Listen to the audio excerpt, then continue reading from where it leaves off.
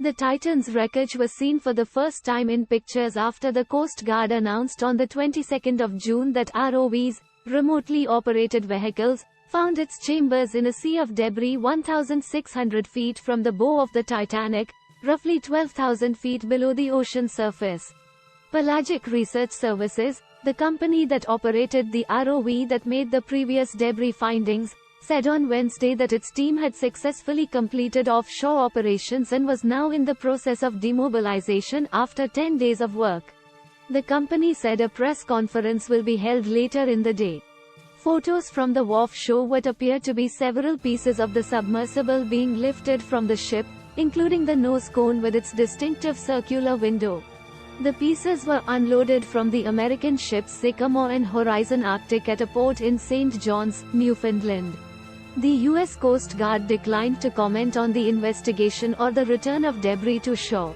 Representatives for the National Transportation Safety Board and Transportation Safety Board of Canada, TSB, which are both involved in the investigation, also declined to comment.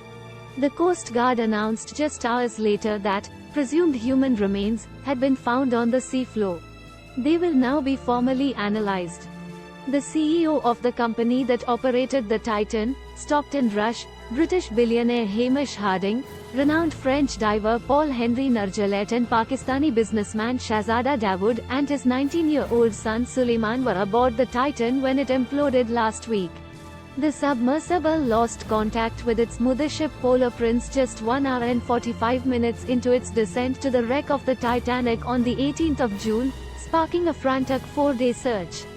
Canadian, American and French marine authorities and experts combed large portions of the ocean hoping to find signs of life, before the tragic developments on the 22nd of June. Photos shared by the Associated Press showed what appeared to be several pieces covered with white tarps being unloaded from the American ships Sycamore and Horizon Arctic at a port in St. John's, Newfoundland. The submersible lost contact with its mothership Polar Prince just 1 hour and 45 minutes into its descent to the wreck of the Titanic on the 18th of June.